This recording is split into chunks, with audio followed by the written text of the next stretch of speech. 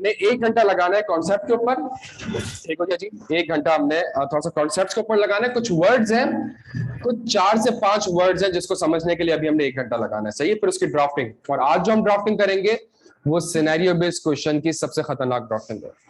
क्या बात समझ रही थी? आज जो हम ड्राफ्टिंग करेंगे वो सिनेरियो बेस्ड क्वेश्चन की सबसे ज्यादा खतरनाक ड्राफ्टिंग है, बिकॉज वहां पे आपको कोई आंसर्स वगैरह किताबों में आपको नहीं मिलेंगे। यहाँ बात समझ आती है? अच्छा, इंशाल्लाह क्लास के एंड में कंक्लूड करेंगे, ये सबसे आसान होगी इंशाल्लाह। अच्छा, हमारे पास प्यारे बच्चों एक टॉपिक है जिसका नाम है आइजा 315 ऑडिट। ये जो स्टैंडर्ड है, ये स्टैंडर्ड कहलाता है कौन सा फेज का? प्लानिंग।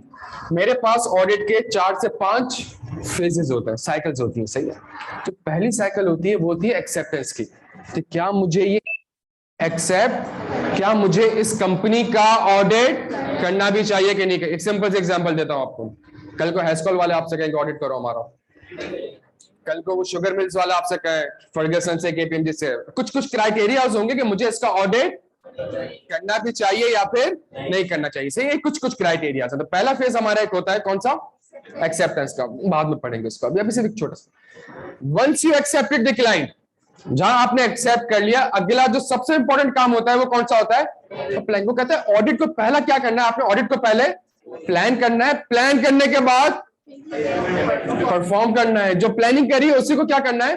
उसी को परफॉर्म करना है। जब परफॉर्मेंस कर लेंगे तो उसके बाद रिपोर्ट इशू करनी है।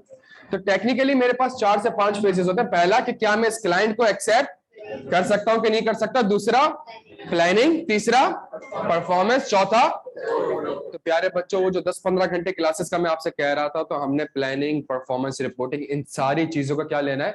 ओवरव्यू लेना है। जब इन सारी चीजों का ओवरव्यू ले लेंगे, और सब पूरा 100% कोर्स है ही यही प्लानिंग, परफॉर्मेंस, तो जाहिर से तो 15 घंटे में तो नहीं पढ़ सकते। 15 घंटे में हमने क्या करना है? सिर्फ वो सिर्फ इसका एक ओवरव्यू लेना है। क्लियर है हम सारे यहां तक? अच्छा,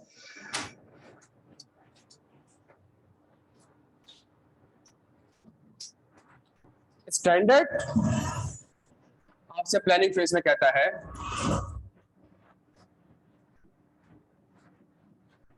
ऑब्टेन एंड अंडरस्टैंडिंग। आइजा 315 का जो नाम है वो नाम क्या है? Obtain and understanding. आपने अंडरस्टैंडिंग ऑब्टेन करनी है। अच्छा भाई, किस चीज की अंडरस्टैंडिंग ऑब्टेन करनी है? किस चीज की अंडरस्टैंडिंग ऑब्टेन करनी है? आपने सबसे पहले अंडरस्टैंडिंग ऑब्टेन करनी है किसकी?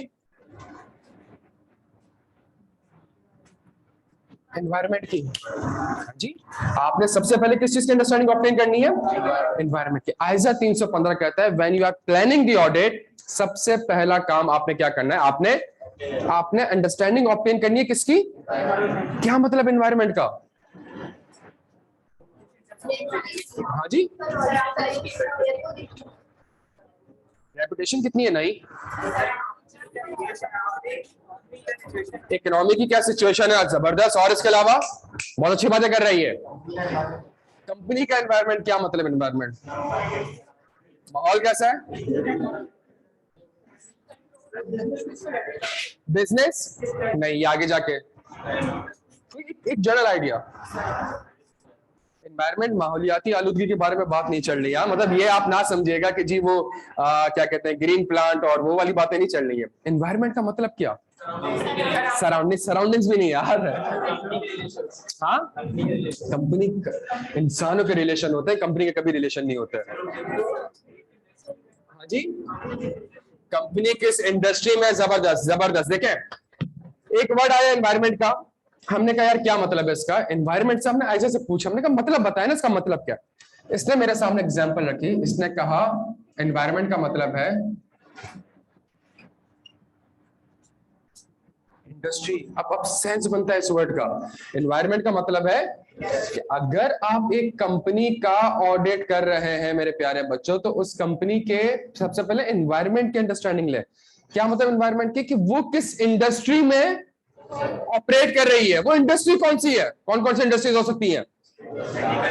हाँ जी, एग्रीकल्चर हो सकती है, मैन्युफैक्चरिंग हो सकती है, ट्रेडिंग हो सकती है, इंश्योरेंस हो सकती है, बैंकिंग हो सकती है, ऑटोमोबाइल हो सकती है। समझ आ रही है? दुनिया जहान की इंडस्ट्रीज हो सकती है। तो भाई ये कंपनी किस, आप सुनिएगा, आप जिस कंपनी का ऑडिट कर रहे हैं पहले उसकी अंडरस्टैंडिंग ना लें, वो कंपनी किस एनवायरमेंट में काम कर रही है, आप उसकी अंडरस्टैंडिंग लें। फॉर एग्जाम्पल सब कुछ गिर क्यों रहा है ये? आप एज्यूम करें, आप ऑडिट कर रहे हैं प्यारे बच्चों, किसका आप ऑडिट कर रहे हैं? क्या है जी? और आप एज्यूम करें कि आज से 10 साल पहले हम खड़े हैं 10-12 में, और हम कौन सी कंपनी का ऑडिट कर रहे हैं? हम नोकिया का ऑडिट कर रहे हैं। सही है, मैं और आप 2010 में खड़े हुए और हम किस कंपनी का ऑडिट कर रहे हैं? आइजा कहता है आपने पहले नोकिया की अंडरस्टैंडिंग नहीं लेनी। नोकिया किस एनवायरमेंट में ऑपरेट करता है, आपने उसकी अंडरस्टैंडिंग लेनी है। किस एनवायरमेंट में ऑपरेट करता है मतलब वो कौन सी इंडस्ट्री से बिलोंग करता है, कौन सी इंडस्ट्री से बिलोंग करता है, कौन सी इंडस्ट्री से बिलोंग करता है प्यारे बच्चों? मोबाइल और टेक्नोलॉजी। मोबाइल और टेक्नोलॉजी में चल क्या रहा है? इस इंडस्ट्री में क्या चल रहा है? मोबाइल इंडस्ट्री में क्या चल रहा है? आईफोन आने वाला है, जबरदस्त जबरदस्त। इंडस्ट्री में क्या चल रहा है भाई? आईफोन आने वाला है, एप्पल आ चुका है मार्केट में, और सैमसंग आ चुका है। हाँ जी, और वो तो अभी है ना, 10 में थोड़ी आए हुए थे यार वो। अब आप समझ रहे हैं? अब आप सुनिएगा मेरी बात को। अब आप नोकिया का ऑडिट कर रहे हैं तो आपने ये नहीं देखना नोकिया में क्या चल रहा है, वो अगला स्टेप है। नोकिया के एनवायरमेंट में क्या, एनवायरमेंट में मुझे जाके पता चल रहा है कि भाई एनवायरमेंट में तो कौन आ चुका है? आईफोन आ चुका है, सैमसंग आ चुका है, और वो मार्केट को कैप्चर कर रहा है। और आप देखें ना, एट द एंड हुआ क्या? सैमसंग और आईफोन ने मार्केट को इस तरीके से कैप्चर कर लिया कि नोकिया के ऑपरेशंस खत्म हो गए। क्या यहां तक बात आपको समझ आती है? ये सारी एग्जांपल्स हम एक बार नहीं पढ़ेंगे, इन एग्जांपल्स को बाद में वापस से कंटिन्यू करेंगे कि हम ये एग्जांपल पढ़ क्यों रहे थे। लेकिन जो मैं वर्बल आपसे बात कर रहा हूं, एक कॉमन सेंस वाली बात कर रहा हूं कि ये बातें आपको समझ आ रही है प्यारे बच्चों। तो स्टैंड कहता है आपने सबसे पहले किस चीज की अंडरस्टैंडिंग लेनी है?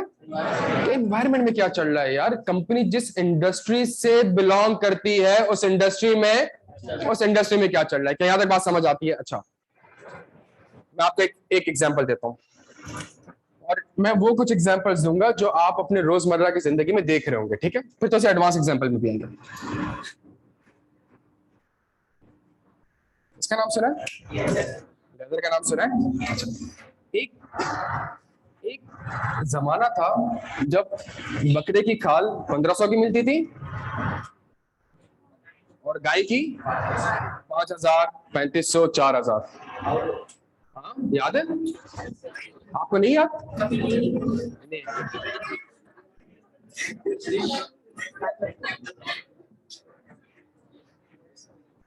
ये आप लोगों को पता है कुछ यार? आइडिया है इस चीज का? नहीं आइडिया, बिल्कुल भी आइडिया नहीं। अच्छा, मैं एक सिंपल सी पाकिस्तान, अच्छा खालों से लेदर के प्रोडक्ट्स बनते हैं, ये पता है ना? जूते, चमड़े वगैरह ये बनती है चीजें। तो उसकी डिमांड थी भाई। लेदर एक लग्जरी आइटम समझा जाता था ना, कि आप लेदर का वॉलेट रख रहे हैं और क्या कहते हैं, लेदर की जैकेट पहन रहे हैं। और अच्छा, अब हुआ क्या? चाइना ने एक ऐसा प्रोडक्ट बनाया, लेदर का सब्स्टिट्यूट बनाया, जो लेदर से ज्यादा अच्छा काम करता था। हाँ जी, और उससे हुआ क्या? लेदर की डिमांड ऑटोमेटिकली कम होना स्टार्ट। जब लेदर की डिमांड ऑटोमेटिकली कम होना स्टार्ट हो गई तो लास्ट बकरा ईद में आप देख लें, आपकी खाले 200 रुपए की भी नहीं बिक रही थी। हाँ जी, सॉरी, मदरसे को नहीं। एक बात है, आप मेरी बात सुनिएगा, एक इतनी बड़ी मार्केट थी पाकिस्तान में जो लेदर इंडस्ट्रीज थी, वो सारी की सारी क्या हो गई? वो सारी की सारी बंद हो गई। बंद इसलिए हो गई बिकॉज उसके प्रोडक्ट की डिमांड कम हो गई। प्रोडक्ट की डिमांड क्यों कम हो गई? चाइना ने एक ऑल्टरनेटिव प्रोडक्ट लॉन्च कर लिया था, एक सब्स्टिट्यूट लॉन्च कर लिया था। प्यारे बच्चों, अभी कुछ एग्जांपल्स दे रहा हूं, बाद में कनेक्ट करूंगा उसको। क्या यहां तक बात समझ आ रहा है? तो आप अगर लेदर का ऑडिट करने जा रहे हैं तो आपने देखना है कि लेदर इंडस्ट्री में चल क्या रहा है प्यारे बच्चों। के यहां तक बात समझ आती है? अच्छा, तो हमने इंडस्ट्री में 2 एग्जांपल डिस्कस करी, पहली मोबाइल, दूसरी लेदर इंडस्ट्री। क्या यहां तक बात समझ आती है? क्यों डिस्कस करी? थोड़ा सा टाइम दो, आगे जाकर समझ आ जाएगा, ठीक है? लेकिन इस एग्जांपल को आगे जाकर हमने कनेक्ट करना है, ठीक है?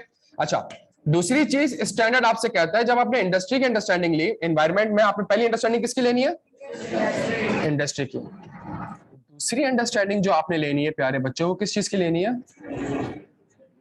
अगेन ये जो नोकिया है इसके ऊपर कौन कौन सी, हाँ जी, कौन कौन सी रेगुलेशंस अप्लाई होती हैं?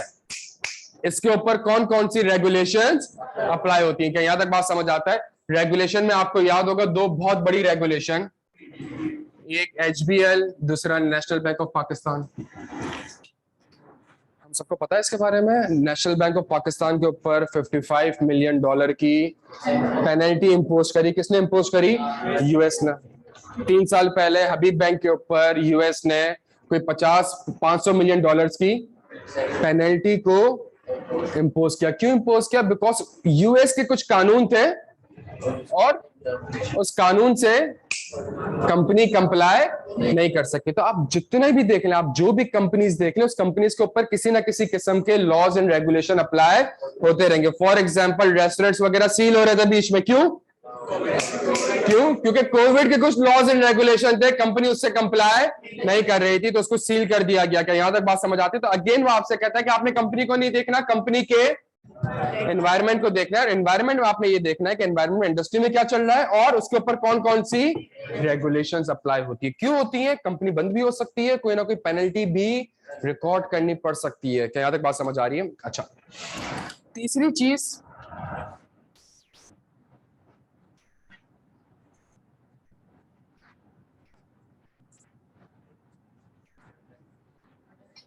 इट कुड बी एनी, ये कंपनी है, इसके इंडस्ट्री में क्या चल रहा है, इस कंपनी के ऊपर कौन कौन से कानून लागू हो रहे हैं, और it could be any other external factors जिसकी वजह से कंपनी में कोई ना कोई इंपैक्ट आ सकता है। यूक्रेन और रशिया की जंग चल रही है लेकिन जर्मनी पिस चुका है। क्यों? तो वहां पे रशिया जर्मनी को ऑयल सप्लाई नहीं कर रहा। आप सोचे जर्मनी में एक बहुत बड़ी कंपनी है जिसने कोई अरबों रुपए का प्लांट लगाया हुआ है और वो प्लांट अभी खाली पड़ा हुआ है। क्यों खाली पड़ा हुआ है? उसको ऑयल ही नहीं मिल रहा कि जिससे वो चल सके। आपको पता है पूरे यूरोप में ऑयल की शॉर्टेज हो चुकी है। क्यों? बिकॉज पूरा यूरोप डिपेंडेंट किसके ऊपर था? रशिया के ऊपर था। जहां रशिया ने और ये दैट वाज द रीजन कि वो इस जंग में डायरेक्टली इन्वॉल्व नहीं हो सके। क्या यहां तक आपके बात समझ आ रही? It could be any other external factors के। यहाँ रशिया और यूक्रेन की जंग चल रही है और वहां पे बेचारी जर्मनी की कंपनीज बैंक करप्ट होना स्टार्ट हो रही है। जर्मनी का मैन्युफैक्चरिंग सेक्टर बैंक करप्ट होना स्टार्ट हो रहा है। वहां पे पैसे नहीं है, वहां पे इन्फ्लेशन। तो जो जितने भी कंपनीज जो कि लग्जरी गुड्स बनाते थे, लोग वहां पे लग्जरी गुड्स नहीं खरीद पा रहे। आप समझ रहे हैं? सारी एग्जांपल्स हमने वापस से कनेक्ट। शायद कहता है यार आप उस कंपनी का ना देखें, पहले उस कंपनी के एनवायरनमेंट को देखें। क्या यहां तक प्यारे बच्चों बात समझ आती है? तो एनवायरनमेंट में कौन सी 3 चीजों को देखना है? इंडस्ट्री, ये 3 वर्ड समझ आते हैं, क्या सेंस समझ आता है कि इसको हमने क्यों अंडरस्टैंडिंग है। अच्छा, जब आपने एनवायरनमेंट की अंडरस्टैंडिंग ले ली प्यारे बच्चों, जब आपने एनवायरनमेंट की अंडरस्टैंडिंग ले ली, आयजा आपसे कहता है अगली अंडरस्टैंडिंग जो आपने लेनी है वो किस चीज की लेनी है? अगली जो अंडरस्टैंडिंग लेनी है वो किस, अब आपने किसकी अंडरस्टैंडिंग लेनी है? एंटिटी, मतलब जिस कंपनी का आप ऑडिट कर रहे हैं, अब आपने उसकी अंडरस्टैंडिंग लेनी है। आप प्लानिंग कर रहे हैं, अभी आप काम कुछ नहीं कर रहे हैं, अभी आपसे वो सिर्फ क्या कर रहे हैं? प्लानिंग कर रहे हैं। तो अगली चीज आपने किस चीज की अंडरस्टैंडिंग लेनी है? एंटिटी। स्टैंडर्ड कहता है एंटिटी में आपने 3 से 4 चीजों की अंडरस्टैंडिंग लेनी है। सबसे पहली सिंपल, हाँ जी,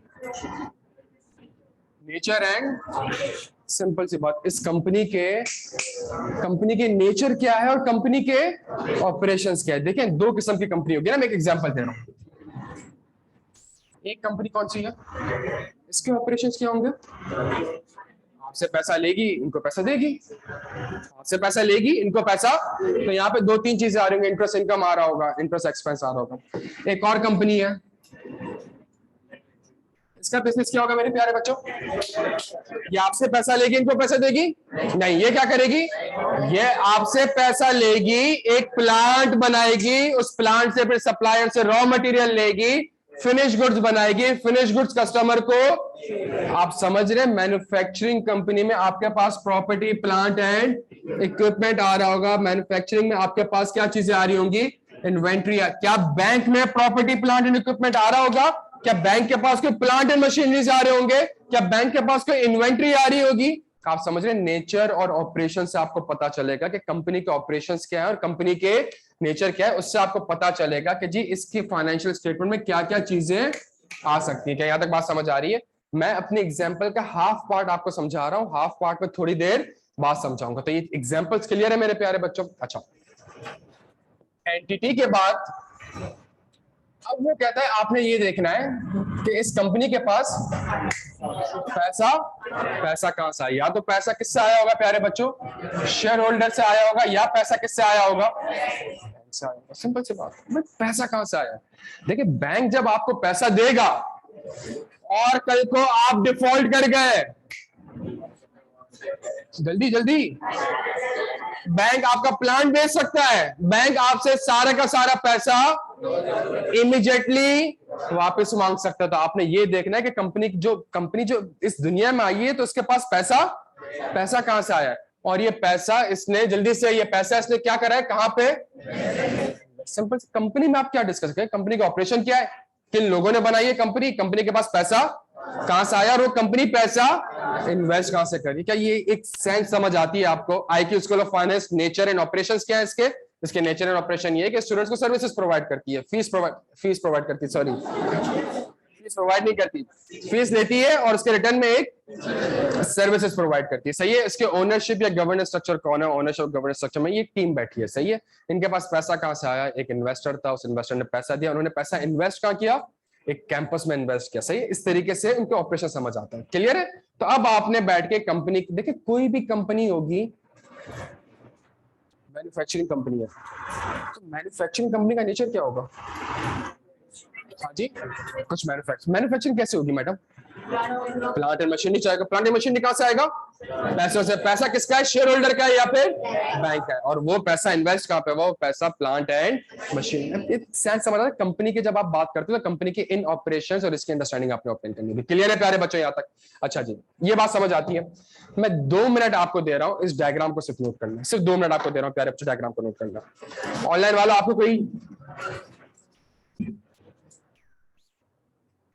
बहुत समझ आती है कि हमने क्या अंडरस्टैंडिंग ऑब्टेन करनी है? जो कुछ एग्जांपल्स मैंने आपसे दी, क्या वो थोड़ी बहुत एग्जांपल समझ आती है? अब अगला सवाल ये है, बड़ा लॉजिकल सवाल है, सर ये एग्जांपल समझने का फायदा क्या है? तो आप कह रहे हैं कि मैं नोकिया का ऑडिट करूं तो मैं देखूं मार्केट में क्या चल रहा है, कोई नया कॉम्पिटिटर तो नहीं आ गया, कोई नई टेक्नोलॉजी तो नहीं आ गई। सही है? आप कह रहे हैं कि मैं रेगुलेशन की अंडरस्टैंडिंग लूं, आप कह रहे हैं कि कोई और एक्सटर्नल फैक्टर, रशिया और यूक्रेन की जंग चल रही है तो इससे कंपनी में क्या इंपैक्ट हो सकता है। आप कह रहे हैं कि मुझे कंपनी के ऑपरेशंस के बारे में पता होना चाहिए। आप कह रहे हैं कि कंपनी के पास पैसा कहां से आया और वो पैसा, सर ये सारी अंडरस्टैंडिंग मैं क्यों ऑब्टेन कर रहा हूं? सवाल ये है ना, obtain and understanding of the environment and, sir मैं क्यों अंडरस्टैंडिंग ऑब्टेन कर रहा हूं? इसलिए कर रहा हूं बिकॉज मैं कौन से फेज में हूं प्यारे बच्चों? मैं प्लानिंग फेज में हूं। मैं प्लानिंग फेज में कंपनी की और कंपनी के एनवायरमेंट की अंडरस्टैंडिंग ऑफ। सवाल ये है कि मैं ये अंडरस्टैंडिंग क्यों ऑब्टेन कर रहा हूं? मैडम नोट नहीं करना, यहां देख रहे हैं सबने। मैं ये अंडरस्टैंडिंग क्यों ऑब्टेन कर रहा हूं? मैं ये अंडरस्टैंडिंग प्यारे बच्चों इसलिए ऑब्टेन कर रहा हूं बिकॉज मेरे फाइनेंशियल स्टेटमेंट्स में बहुत सी चीजें आ रही हैं। एक आ रहा होगा, दूसरा, तीसरा, चौथा, पांचवा, अकाउंट पेबल चला, सिक्योरिटी डिपॉजिट, हाँ जी, और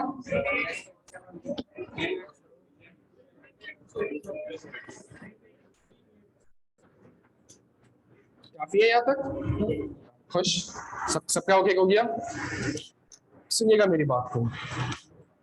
स्टैंडर्ड आपसे क्या कहता है? स्टैंडर्ड आपसे कहता है ये जो अंडरस्टैंडिंग ऑब्टेन करी है ना, मुझे वर्ड हमने पढ़ा हुआ है कहीं, कौन सा वर्ड पढ़ा हुआ है? पुरानी क्लास याद रखेगा, उसकी अब लिंकिंग है और ये लिंकिंग खुद करनी है आपने। सुनिएगा मेरी बात को, ये पढ़ा हुआ है, एफएस का वर्ड किसी क्लास में देखा हुआ है, कहां देखा हुआ है थोड़ा रिकॉल करना, उसके साथ साथ क्या लिखा हुआ था वो भी रिकॉल करना, सीधे हाथ में क्या लिखा था, उल्टे हाथ में क्या लिखा था, सब रिकॉल करना है। अच्छा, ये याद है? ऐसा कहता है ये जो आप अंडरस्टैंडिंग ऑब्टेन कर रहे हो, इस अंडरस्टैंडिंग ऑब्टेन करने से बताएं इन फाइनेंशियल स्टेटमेंट में ये जो बैलेंस शीट के आइटम्स है इसमें क्या इंपैक्ट हो सकता है। अब वापस एग्जांपल को रिकॉल करते हैं। पहली एग्जांपल, ऑनलाइन वाले जिन्होंने लेट ज्वाइन किया वापस आने, पहले आप कौन सी कंपनी का ऑडिट कर रहे थे? आप नोकिया का ऑडिट कर रहे थे। जब आप नोकिया का ऑडिट कर रहे थे तो आपने कहा नोकिया का ऑडिट करते हुए मैं नोकिया को नहीं देखूंगा, मैं किसको देखूंगा? मैं एनवायरमेंट में क्या देखा मैंने कि भाई टेक्नोलॉजी चेंज हो रही है, आईफोन आ रहा है, सैमसंग आ रहा है, स्मार्टफोन आ रहे हैं, और नोकिया उस तरीके से फोन अभी तक प्रोड्यूस नहीं कर पा रहा। सुनिएगा, सैमसंग मार्केट कैप्चर कर रहा है, आईफोन मार्केट कैप्चर कर रहा है, नोकिया के रेवेन्यू गिर रहे हैं। नोकिया के जब रेवेन्यू गिर रहे हैं प्यारे बच्चों, तो इससे फाइनेंशियल स्टेटमेंट में कहां पे एक इंपैक्ट आ सकता है? जल्दी जल्दी, किसके ऊपर इंपैक्ट आ सकता है? इन्वेंट्री के ऊपर इंपैक्ट क्यों आ सकता है? सर मेरी इन्वेंट्री बिक नहीं रही होगी। जब मेरी इन्वेंट्री बिक नहीं रही होगी तो वो ओल्ड हो जाएगी, वो ऑब्सोलीट हो जाएगी। जब इन्वेंट्री ओल्ड और ऑब्सोलीट हो जाएगी तो क्या रिकॉर्ड करना पड़ेगा? इंपेयरमेंट क्यों रिकॉर्ड करनी पड़ेगी? क्योंकि एफएस किसके हिसाब से बनते हैं, और इन्वेंट्री के ऊपर कौन सा आईएफआरएस, और आईएस2 क्या कहता है? Lower of cost.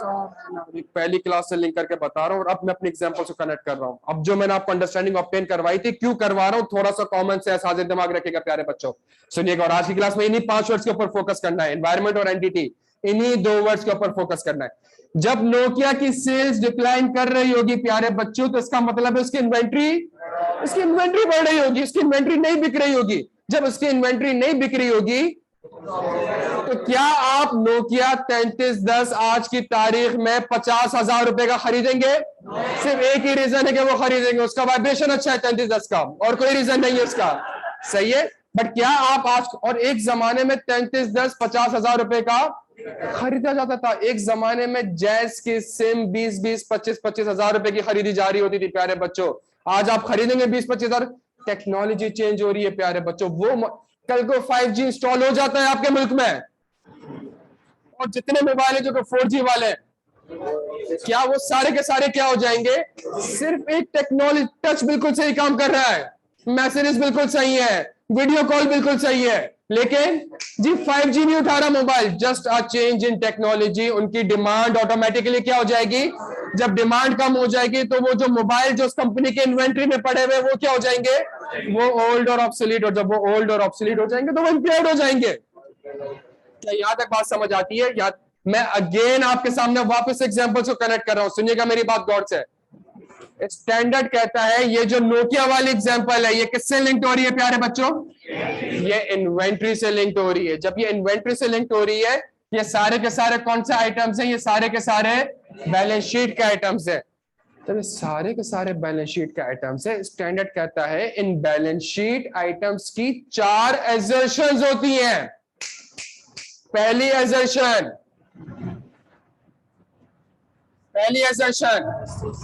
एग्जिस्टेंस, दूसरी एजर्शन कंप्लीटनेस, तीसरी एजर्शन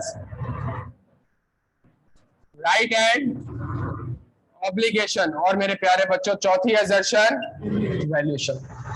अगर एक बैलेंस शीट का आइटम है, अगर मैनेजमेंट आपसे कहती है कि मेरे पास इन्वेंट्री कितने रुपए की आ रही है, एजर्शन का मतलब दावा करना, क्लेम करना। मैनेजमेंट आपसे क्लेम कर रही है, मैनेजमेंट आपसे क्या क्लेम कर रही है?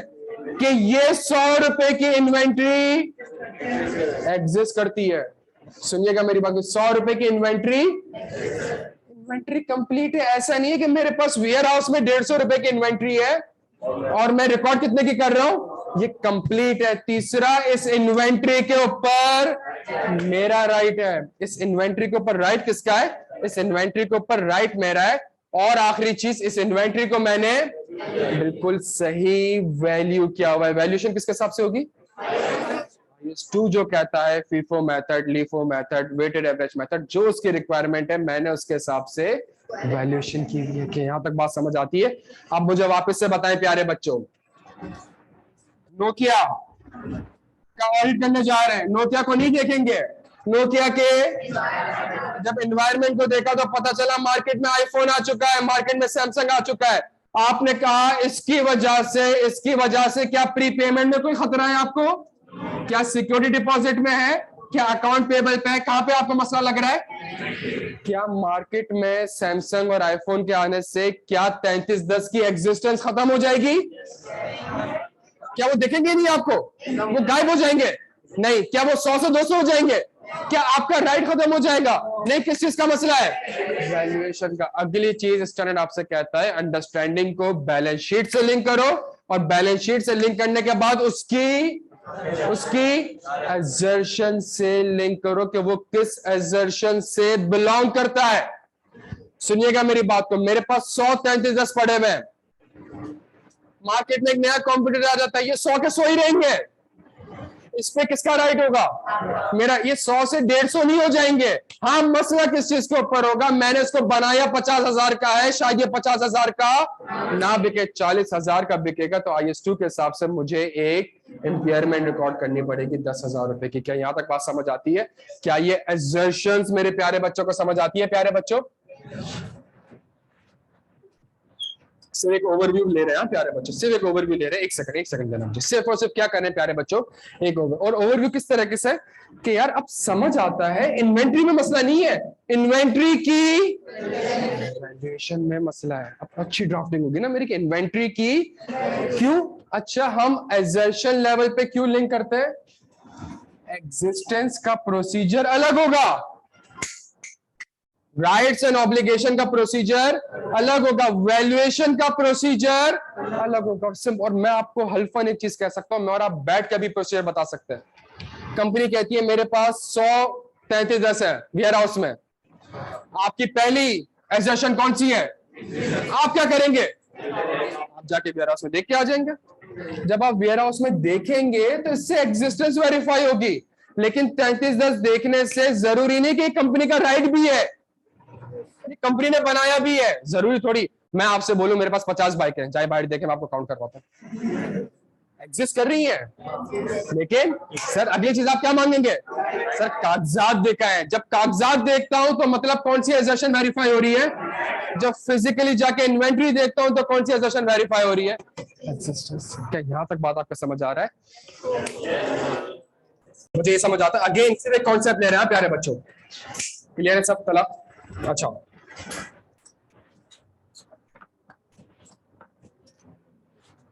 अब समझ आ रहा है अंडरस्टैंडिंग क्यों लेते हैं? बिकॉज उस अंडरस्टैंडिंग से हम चीजों को किससे लिंक करते हैं?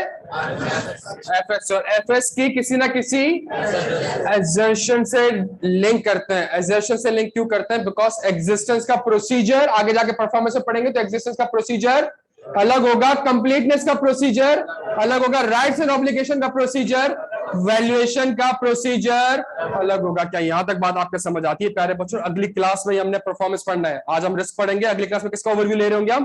तो दोनों चीजें आपको सैटरडे संडेज को लिंक होते हुए दिख रही होंगी। क्या यहां तक बात समझ आती है? आज की क्लास का पर्पस है हमने सिर्फ और सिर्फ प्लानिंग पे थोड़ा सा फोकस करना है। दोस्त संडे क्लास होगी, टेंशन ना लें, सही है? अच्छा जी, क्लियर है? बिकॉज अगेन मैं चाह रहा हूं कि हम एटलीस्ट रमजान से पहले जो ओवरव्यू वाला एरिया है ना, ये हम सुकून से कंप्लीट कर लें। ठीक हो गया जी? अच्छा जी, आपको तो खुश होना चाहिए यार। मैं एक बात कहूं आपको, हम दोनों में से स्ट्रगलिंग फेज पे कौन है? आपने सीए बनना है ना, मैं 8-9 साल पहले सीए बन चुका हूं। सीए इसलिए नहीं करा था मैंने कि 18 घंटे काम करना पड़े ना, सैटरडे संडेज भी काम करना पड़े, ईदों में भी काम करना पड़े, मुहर्रम में भी काम करना पड़े, तो सीए इसलिए नहीं करा था। तो आप तो स्ट्रगलिंग फेज, आपने तो अब आगे जाके सीए करना है। और अभी ये जो बैच है ये सबसे मुश्किल बैच होता है। उसका एक बुनियादी रीजन ये है प्यारे बच्चों, यहाँ पे 2 ईदें, एक रमजान है, एक मुहर्रम है, सही है ना? तो इसमें इस बैच में कोर्स कंप्लीट करवाना, चीजें करना थोड़ा सा आपके लिए पढ़ना मुश्किल होता है, सही है? और ऑब्वियसली इस बैच में पढ़ाना थोड़ा सा मुश्किल, बिकॉज छुट्टियां और वो रिदम जो आउट हो रहा होता है ना बहुत ज्यादा। मैं चाह रहा हूँ एटलीस्ट हम एक रिदम के साथ फौरन से जो 10-15 घंटे वाला हमारा बेसिक ओवरव्यू है किस चीज का, ऑडिट का, हम एटलीस्ट ये ले लें, सही है? अच्छा चले जल्दी आ जाओ। ये बात समझ आती है मेरे प्यारे बच्चों को? अब सुनिएगा मेरी बात, बहुत गौर से सुनिएगा। सर नोकिया ने बैंक से लोन लिया 10 अरब रुपए का, क्यों? जल्दी ताकि कहां इन्वेस्ट कर सके? एक प्लांट में। उस प्लांट से क्या बनाती थी नोकिया? बनाती थी। क्यों 10 अरब रुपए का प्लांट लिया? बिकॉज को पता था नोकिया अपने उरूज पे था, ये मोबाइल बिकेगा। सही है। अच्छा सुनिएगा मेरी बात को, जब प्लांट में इन्वेस्टमेंट करी तो कहा कि ये प्लांट कितने साल चलेगा? 5 साल। टेक्नोलॉजी है ना, तो 5 साल चलेगा। और कंपनी ने ये सोचा, मैं यहां लिख रहा हूं, पहले साल मैंने कितने की इन्वेस्टमेंट करी? 10 रुपए की। चलो ये समझता हूं, पहले साल में कितने कमा लूंगा? 5 रुपए। दूसरे साल कितने कमा लूंगा? 5 रुपए। तीसरे साल कितने कमा लूंगा? 5 रुपए। चौथे साल, आज अगर मैं 10 रुपए की इन्वेस्टमेंट कर रहा हूं, उससे मुझे अगले 5 साल तक इकोनॉमिक बेनिफिट मिलेगा। कितने का? 25 रुपए का। 25 रुपए का इकोनॉमिक बेनिफिट मिलेगा। पैसा आज इन्वेस्ट कर रहा हूं तो इसकी मुझे क्या डिटरमाइन करनी पड़ेगी? प्रेजेंट वैल्यू, जो कि एज्यूम करता हूं मैं कितनी आ रही है, मैं कहता हूं ये इन्वेस्टमेंट मेरा बिल्कुल सही है, ये डिसीजन मेरा बिल्कुल सही है। आज 10 रुपए की इन्वेस्टमेंट करूं तो मुझे जो बेनिफिट मिलेगा उसकी प्रेजेंट वैल्यू 22 रुपए आ रही है। जी प्लांट लगाए, बैंक को बताया, बैंक भी खुश हुआ, बैंक ने कहा ये ले 10 रुपए का लोन। सही है, समझ आ रही है? जैसे ही प्लांट खरीदा, एज्यूम करता हूं मार्केट में कौन आ गया? आईफोन और सैमसंग। मार्केट में आईफोन और सैमसंग आए तो वो लोग तो मार्केट को, क्या मैंने पहले साल एक्चुअल सेल्स मेरी 5 रुपए की हुई होगी प्यारे बच्चों? मैं एज्यूम करता हूं मेरी पहली साल सेल्स हुई कितने रुपए की, और मैं कहता हूं आगे मेरी सेल्स कितनी होगी? 2 रुपए की, 2 रुपए की, 2 रुपए की, 1 रुपए की। मार्केट में सब आप इतने तो शौकीन नहीं है ना कि आप नोकिया, आईफोन, सैमसंग तीनों खरीदा। सही है। अच्छा ठीक है प्यारे बच्चों, मेरे पास प्लांट एंड मशीनरी की कैरिंग अमाउंट कितनी आ रही है? 10 रुपए। मैं 0 पे एज्यूम करता हूं ना, मेरे पास plant and machinery carrying amount कितनी आ रही है? मैं एफएस में उसको कैरी कितने का कर रहा हूं? 10 रुपए का। लेकिन उससे मुझे इकोनॉमिक बेनिफिट कितने का मिलना है? जल्दी बता दे। 5, 7, 9 और, लेकिन तो फ्यूचर में मिलना है। कैरी आज कर रहा हूं, उसको भी क्या करूं? जब मैं इसको डिस्काउंट करता हूं मेरी प्रेजेंट वैल्यू कितनी आती है? लेट से कितने रुपए आती है? 7। प्यारे बच्चों, मेरा प्लांट एंड मशीनरी कैरी कितने पे हो रहा है? लेकिन मुझे इससे इकोनॉमिक बेनिफिट कितने का मिल रहा है? सर आईफोन और सैमसंग के आने से सिर्फ इन्वेंट्री में मसला नहीं है, आईफोन और सैमसंग के आने से प्रॉपर्टी, प्लांट एंड और पीपी। क्या प्लांट मेरा गायब हो जाएगा? क्या मेरा प्लांट 1 से 2 हो जाएगा? क्या इस प्लांट पे मेरा राइट खत्म हो जाएगा? किस चीज का मसला है सर? क्या डेप्रिसिएशन रेट का मसला है? क्या कॉस्ट मॉडल, रिवैल्यूएशन मॉडल का मसला है? किस चीज का मसला है sir? Property, plant and equipment मेरा शायद क्या हो चुका है? इम्पेयरमेंट हो चुका है। क्या यहाँ तक बात समझ आती है प्यारे बच्चों? तो आपने इस तरीके से, और ये जो कुछ बोल रहा हूं अभी लिंक नहीं कर रहा, लिंकिंग आपको समझ रहे हैं पहली क्लास से। मैनेजमेंट की जिम्मेदारी है to prepare financial statement in accordance with, मेरी जिम्मेदारी है टू ऑब्टेन रीजनेबल एश्योरेंस कि क्या ये एफएस आईएफआरएस के हिसाब से, और उसके लिए मुझे एविडेंस ऑब्टेन करना पड़ेगा। एविडेंस परफॉर्मेंस फेज में ऑब्टेन करूंगा। प्रोसीजर तभी परफॉर्म करूंगा जब मैं प्लान करूंगा कि मुझे करना क्या है। प्लान तभी कर सकूंगा जब मेरे पास अंडरस्टैंडिंग होगी। प्यारे बच्चों, क्या यहाँ तक बात आपको समझ आती है? तो सिर्फ नोकिया, सैमसंग, आईफोन से सिर्फ इन्वेंट्री का मसला नहीं है, प्रॉपर्टी, प्लांट एंड, सिंपल सी बात है ना यार। आप जितने भी स्टैंडर्ड्स देख लें, IS2 देख लें, IS36 देख लें, ये सारे स्टैंडर्ड्स आपके एसेट की डेफिनेशन के साथ लिंक्ड है। एसेट की डेफिनेशन क्या है? एसेट की डेफिनेशन क्या है? Control by the entity, rights and obligation, और इसके अलावा फ्यूचर इकोनॉमिक बेनिफिट। अगर आपको फ्यूचर इकोनॉमिक बेनिफिट मिले 7 रुपए का रहा है तो इस एसेट को आप 10 रुपए पे कैरी, आपने 3 रुपए की क्या रिकॉर्ड करनी पड़ेगी? यही चीज आप IS2 में अप्लाई करें। एक इन्वेंट्री है जो कि 10 रुपए की है, आपको लगता है कितने की बिकेगी? 7 रुपए की बिकेगी। जब फ्यूचर इकोनॉमिक बेनिफिट 7 रुपए का आना है तो आप एसेट को 10 रुपए पे रिकॉर्ड नहीं कर सकते, आपने 3 रुपए का इम्पेयरमेंट रिकॉर्ड करना पड़ेगा। यही चीज आप अकाउंट रिसीवेबल के ऊपर अप्लाई करें। कस्टमर से 10 रुपए आपका रिसीवेबल है, लेकिन आपको लगता है 10 रुपए नहीं देगा, ये कितने रुपए देगा? कि 7 रुपए देगा। तो आप 3 रुपए का बैड डेट एक्सपेंस, जितने भी IFRS के स्टैंडर्ड्स हैं सारे कॉन्सेप्चुअल फ्रेमवर्क से अलाइंड है। IS2 36 सही है, और IFRS 9 में बैड डेट एक्सपेंस, ये सारे के सारे एक कॉन्सेप्चुअल फ्रेमवर्क जहां पे क्या बताया गया है, एसेट की डेफिनेशन, और एसेट की डेफिनेशन से मुझे जाना है। समझ रहे? अकाउंटिंग और ऑडिट में बुनियादी फर्क क्या है? अकाउंटिंग में आपको आपके पास कॉन्सेप्चुअल फ्रेमवर्क शामिल है, आप सबको एसेट की डेफिनेशन पता है, आप सबको लायबिलिटी की डेफिनेशन पता है, आप सबको इक्विटी की डेफिनेशन पता है, आप सबको इनकम की पता है, आप सबको जितने भी स्टैंडर्ड्स हैं वो इन पांचों में से किसी एक के ऊपर ही होंगे।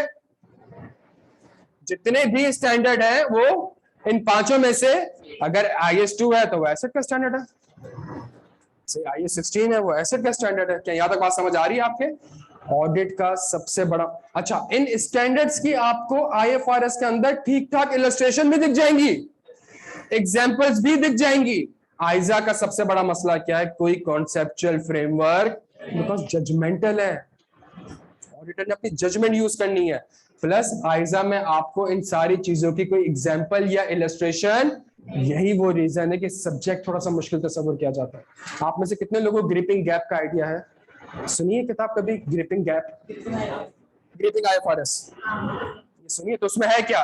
IFRS का एक सेक्शन या एक पैराग्राफ, उसके नीचे उसकी 10 इलस्ट्रेशन, उसके नीचे उसकी 10 इलस्ट्रेशन, सही है, उसकी डेफिनेशन, उसकी इलस्ट्रेशन, उसकी न्यूमेरिकल एग्जांपल्स। आइजा में आपको ऐसी कोई भी चीज है, तभी मैं कह रहा हूं क्लास बहुत ज्यादा जरूरी है प्यारा। जब आप क्लास लेंगे तो सारी इलस्ट्रेशन, ये सारा कॉन्सेप्चुअल फ्रेमवर्क जो कि कहां मिसिंग है, आइजा में मिसिंग है। या इंशाल्लाह आइजा 315 आपको ये नहीं बताएगा कि अंडरस्टैंडिंग इसलिए ऑब्टेन करनी है बिकॉज 200 के हिसाब से आपकी जिम्मेदारी है।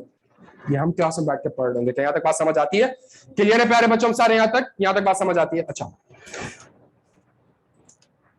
ये क्लियर है प्यारे बच्चों? अच्छा, तो हमने एक एग्जांपल रखी और एक एग्जांपल को वापस से कनेक्ट किया, और कनेक्ट करके हमने बेसिकली 2 से 3 चीजें आज की क्लास में सीखी हैं। पहली चीज, एज एन ऑडिटर आपने क्या ऑब्टेन करनी है? क्यों ऑब्टेन करनी है? अंडरस्टैंडिंग। अंडरस्टैंडिंग ऑब्टेन क्यों करनी है? ताकि उस अंडरस्टैंडिंग को आप फाइनेंशियल स्टेटमेंट के किसी एलिमेंट के साथ लिंक कर सके। जब एफएस के किसी एलिमेंट के साथ लिंक करेंगे तो 4 दरवाजे और खुल जाएंगे, कि एग्जिस्टेंस है, कि कंप्लीटनेस है, कि राइट्स एंड ऑब्लिगेशन है। यहां तक मेरे प्यारे बच्चों बात समझ आती है? और वहां जाके आपने उसको, अच्छा मजे की बात ये है, हम पढ़ कौन सा रहे स्टैंडर्ड? आइजा 315 ऑडिट, लेकिन हमने अभी तक ऑडिट रिस्क नहीं पढ़ा। 1 घंटा हो गया हमने ऑडिट रिस्क, हमने तो भी सिर्फ शान नजूल पढ़ा है ना, किसका बैकग्राउंड क्या है, क्यों पढ़ना चाह रहे हैं हम ये स्टैंडर्ड। क्या यहां तक बात समझ आती है प्यारे बच्चों? अच्छा जी, आप में से किसी का कोई सवाल?